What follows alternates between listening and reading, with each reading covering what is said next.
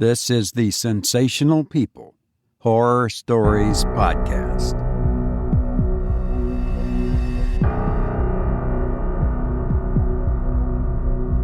Welcome, you sensational person. I'm so glad you could join me. I'm Robert Crandall, and I'm grateful you're here, and I hope you'll tell a friend. The show is free, but if you would care to chip in, you may buy me a coffee on our website, horrorstoriespodcast.com. I hope you are well, and there are no monsters or other such creatures waiting outside your door to devour you the instant you step outside. No, we don't want that to happen. And by the way, I want to give a shout out to Helena, who wrote in about the short story Enemy of All the World by Jack London and talked about the main character on that named Evil Gluck, and that name in German actually means luck. But in the story, The Enemy of All the World, he has no luck at all. And it's a story about him going around blowing up all kinds of places in the world. It's really a good one. And but she says, "Thanks for producing my favorite podcast ever." Wow, Helena, thank you. And she says, "I hope you have a lovely day." Well, Helena, I hope you have a lovely day, too. And I hope all of you do. You know, I've often suggested the best way to listen to this podcast is by sitting in your comfy chair or whatever, the lights down low, and let the story consume you. You may want to pay close attention to this one. In this story, our schools are no longer using human teachers. They've been replaced by robots. The author of the story says, "You will possibly shudder, but you will certainly remember for a long time this story of what happens when tomorrow's gently implacable teachers are faced with a problem for which there seems to be only one solution." And he goes on to say, there is a quiet horror to this story from tomorrow. And now, let's listen to There Will Be School Tomorrow by V.E. Thiessen.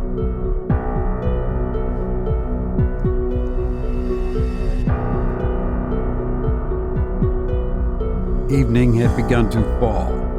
In the cities, the clamor softened along the streets, and the women made small, comfortable, rattling noises in the kitchens.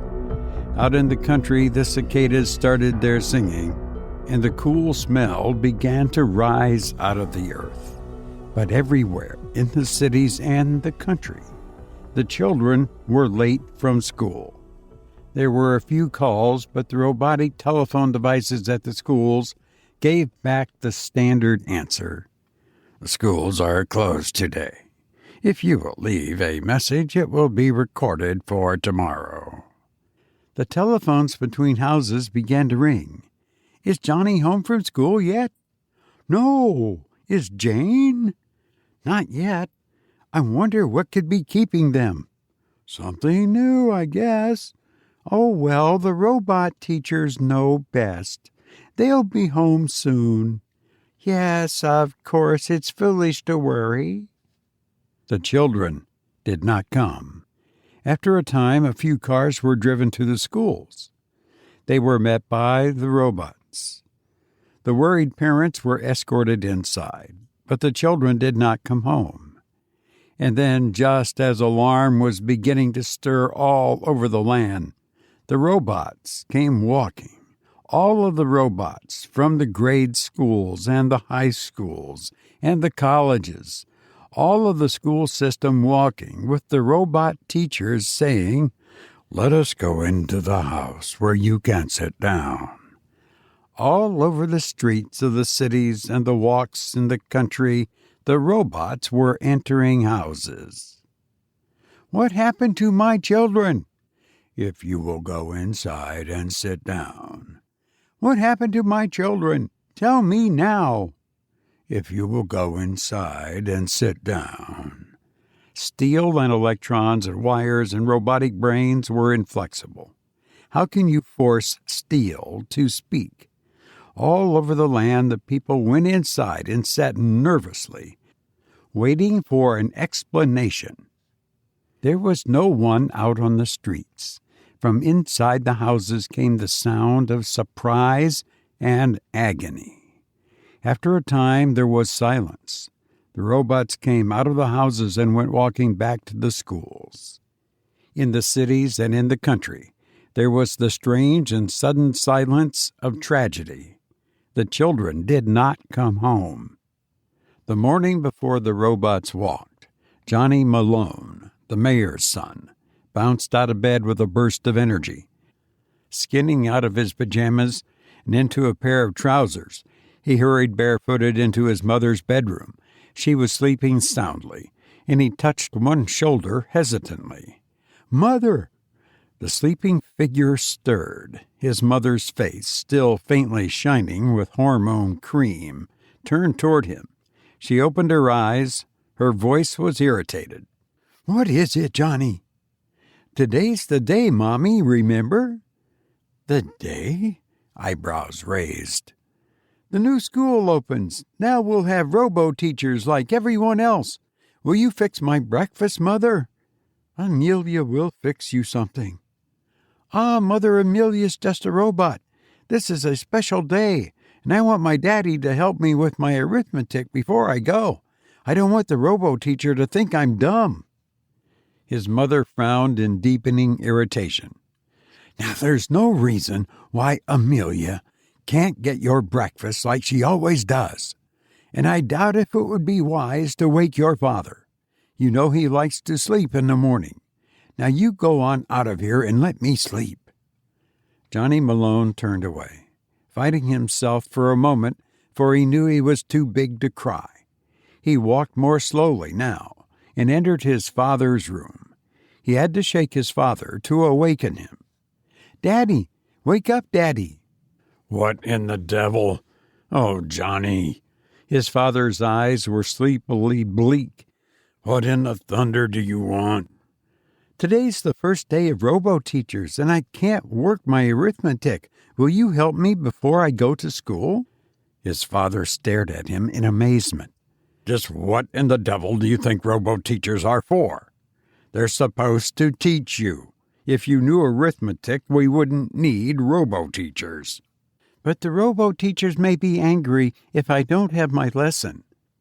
Johnny Malone's father turned on one elbow. "Listen, son," he said. "If those robo-teachers give you any trouble, you just tell them you're the mayor's son. See? Now get the devil out of here. What's her name? That server robot, Amelia. We'll get your breakfast and get you off to school. Now suppose you beat it out of here and let me get back to sleep." "Yes, sir." Eyes smarting, Johnny Malone went down the stairs to the kitchen. It wasn't that his parents were different. All the kids were fed and sent to school by robots. It was just that, well, today seemed sort of special. Downstairs, Amelia, the robo-servant, placed hot cereal on the table before him. After he had forced a few bites past the tightness of his throat, Amelia checked the temperature and his clothing and let him out the door. The newest school was only a few blocks from his home, and Johnny could walk to school. The newest school stood on the edge of this large middle western city. Off to the back of the school were the towers of the town, great monolithic skyscrapers and pre-stressed concrete and plastic. To the front of the school, the plain stretched out to meet a cloudy horizon. A helio car swung down in front of the school. 2 men and a woman got out. "This is it, Senator." Dr. Wilson, the speaker, was with the Government Bureau of Schools. He lifted his arm and gestured, a lean, tweed-suited man. The second man, addressed as Senator, was bulkier, gray-suited and pompous. He turned to the woman with professional deference. "This is the last one, my dear. This is what Dr. Wilson calls the greatest milestone in man's education. With the establishing of this school, the last human teacher is gone. Gone are all the human weaknesses, the temper fits of teachers, their ignorance and prejudices. The robo-teachers are without flaw. The woman lifted a lorgnette to her eyes. How interesting. But after all, we've had robo-teachers for years, haven't we? Or have we? She made a vague gesture toward the school and looked at the brown-suited man.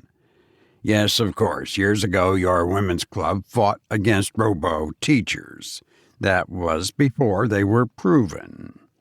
I seem to recall something of that. Oh, well, it doesn't matter. The lorgnette gestured idly. Shall we go in? The lean man urged. The woman hesitated. Senator said tactfully, After all, Dr. Wilson would like you to see his project. The brown-suited man nodded.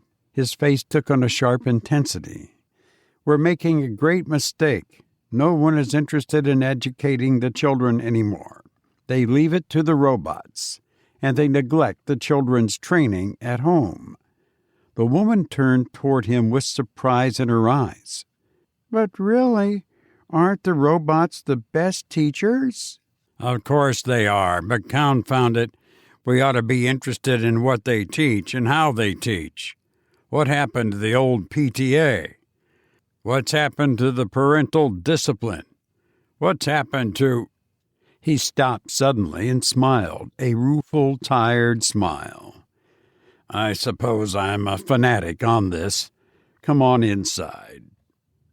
They passed through an antiseptic corridor built from dull green plastic. The brown-suited man pressed a button outside one of the classrooms. A door slid noiselessly into the hall. A robot stood before them, gesturing gently. They followed the robot into the classroom. At the head of the classroom, another robot was lecturing. There were drawings on a sort of plastic blackboard. There were wire models on the desk in front of the robot. They listened for a moment, and for a moment it seemed that the woman could be intrigued in spite of herself. Mathematics, Dr. Wilson murmured in her ear. Euclidean geometry and Aristotelian reasoning. We start them young on these old schools of thought, then use Aristotle and Euclid as a point of departure for our intermediate classes in mathematics and logic. Really? The lorgnette studied Dr. Wilson. You mean there are several kinds of geometry? Dr. Wilson nodded. A dull flush crept into his cheeks. The senator caught his eyes and winked. The woman moved toward the door. At the door, the robot bowed. The lorgnette waved in appreciation. It's really been most charming. Wilson said desperately, If your women's club would just visit our schools and see this work we are carrying on. Really? I'm sure the robots are doing a marvelous job, and after all, that's what they were built for. Wilson called, Socrates, come here. The robot approached from his position outside the classroom door. Why were you built, Socrates? Tell the lady why you were built. A metal throat cleared, and a metal voice said resonantly, We were made to serve the children. The children are the heart of a society. As the children are raised, so will the future be assured. I will do everything for the children's good. This is my prime law. All other laws are secondary to the children's good. Thank you, Socrates. You may go. Metal footsteps retreated. The lorgnette waved again. Very impressive, very efficient. And now, Senator, if we can go. We are to have tea at the Women's Club. Varden is reviewing his newest musical comedy. The senator said firmly, Thank you, Dr. Wilson. His smile was faintly apologetic. It seemed to say that the women's clubs have many votes, but that Wilson should understand. Wilson's own vote would be appreciated too. Wilson watched the two re-enter the helicopter and rise into the morning sunshine. He kicked the dirt with his shoe and turned to find Socrates behind him. The metallic voice spoke. "You are tired. I suggest you go home and rest." "I'm not tired."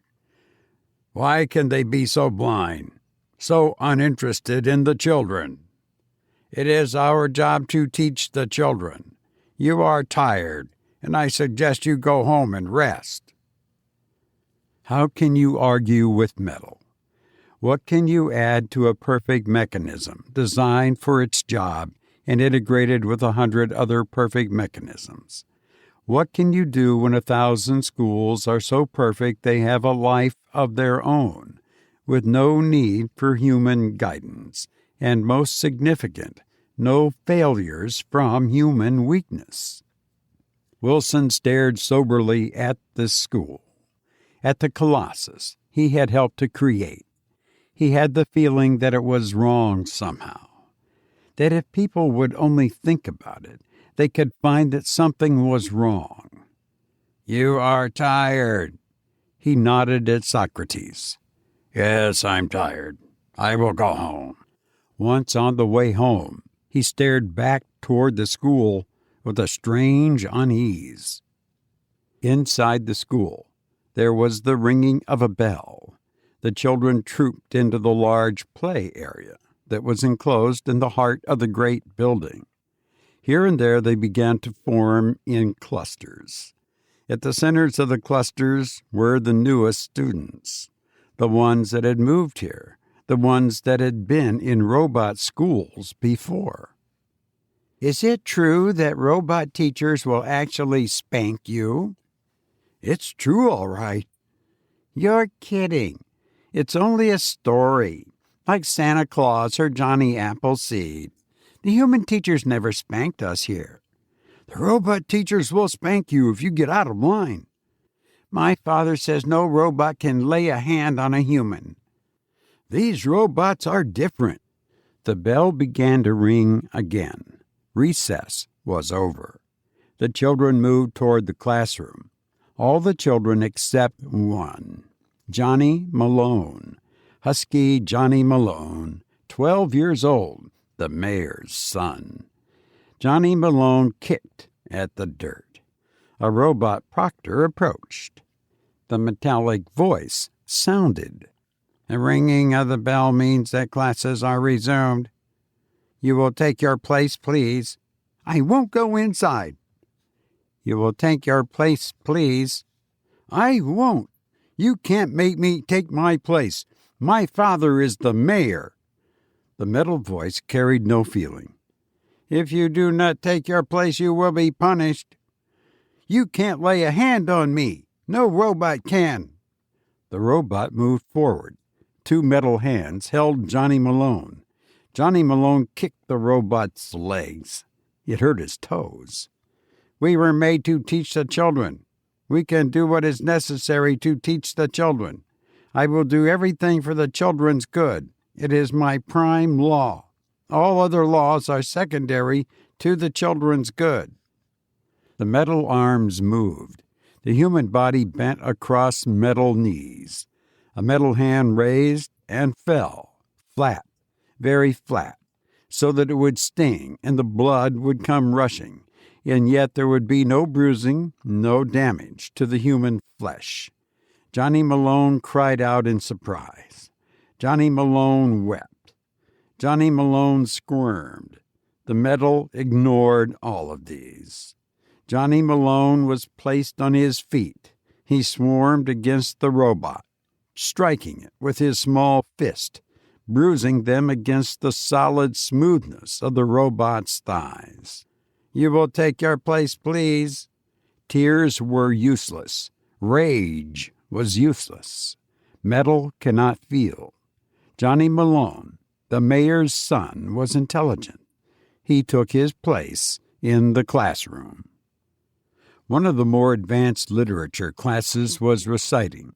The robo-teacher said metallically, "The weird sisters hand in hand, posters of the sea and land, thus do go about, thrice to thine, thrice to mine, and thrice again to make up 9. Peace, the charm's wound up." Hands shot into the air. The metallic voice said, "Tom, that's from Shakespeare's Macbeth." "And what is its meaning?" "The weird sisters are making a charm in the beginning of the play. They have heard the drum that announces Macbeth's coming." "That is correct." A new hand shot into the air. "Question, teacher. May I ask a question?" "You may always ask a question." "Are witches real? Do robots know of witches? And do you know of people? Can a robot teacher understand Shakespeare?" The thin metal voice responded, "Witches are real and unreal. Witches are a part of the reality of the mind, and the human mind is real. We robo-teachers are the repository of the human mind. We hold all the wisdom and the knowledge and aspirations of the human race. We hold these for you, the children, in trust. Your good is our highest law. Do you understand?" The children nodded. The metallic voice went on. "Let us return to Macbeth for our concluding quotation. The weather, fortune, many things are implied in Macbeth's opening speech. He says, 'So foul and fair a day I have not seen.' The paradox is both human and appropriate. One day you will understand this even more. Repeat the quotation after me, please, and try to understand it." The children's voices lifted. "So foul and fair a day I have not seen." The robo-teacher stood up. "And there's the closing bell. Do not hurry away, for you are to remain here tonight. There will be a school party, a sleep-together party. We will all sleep here in the school building." "You mean we can't go home?" The face of the littlest girl screwed up. "I want to go home." "You may go home tomorrow. There will be a holiday tomorrow. A party tonight and a holiday tomorrow for every school on Earth." The tears were halted for a moment.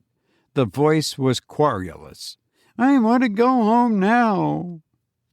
Johnny Malone, the mayor's son, put one hand on the little girl. "Don't cry, Mary. The robots don't care if you cry or not. You can't hurt them or cry them out of anything. We'll all go home in the morning." The robots began to bring cots and to place them into the schoolroom, row on row. The children were led out into the play quadrangle to play. One of the robots taught them a new game, and after that took them to supper served in the school's cafeteria. No other robot was left in the building, but it did not matter, because the doors were locked, so that the children could not go home. The other robots had begun to walk out into the town, and as they walked, the robots walked from other schools in other towns. All over the country, all over the towns, the robots walked to tell the people that the children would not be home from school and do what had to be done. In the schools, the robo-teachers told stories until the children fell asleep. Morning came. The robots were up with the sun. The children were up with the robots. There was breakfast and more stories, and now the children clustered about the robots, holding on to their arms, where they could cling, tagging and frisking along behind the robots as they went down into the town. The sun was warm, and it was early. and very bright from the morning sun in the streets. They went into the mayor's house. Johnny called, "Mom, Dad, I'm home." The house was silent. The robot that tended the house came gliding in answer. "Would you like breakfast, Master Malone?" "I've had breakfast. I want my folks. Hey, Mom, Dad." He went into the bedroom. It was clean and empty and scrubbed. "Where's my mother and father?" The metal voice of the robot beside Johnny said, "I'm going to live with you. You will learn as much at home as you do at school." "Where's my mother?" "I'm your mother." "Where's my father?" "I'm your father." Johnny Malone swung. "You mean my mother and father are gone?" Tears gathered in his eyes. Gently, gently, the metal hand pulled him against the metal body. "Your folks have gone away, Johnny. Everyone's folks have gone away. We will stay with you." Johnny Malone ran his glance around the room. "I might have known they were gone. This place is so clean." All the houses were clean. The servant robots had cleaned all night. The robo-teachers had checked each house before the children were brought home. The children must not be alarmed. There must be no bits of blood to frighten them. The robot's voice said gently, "Today will be a holiday to become accustomed to the changes. There will be school tomorrow."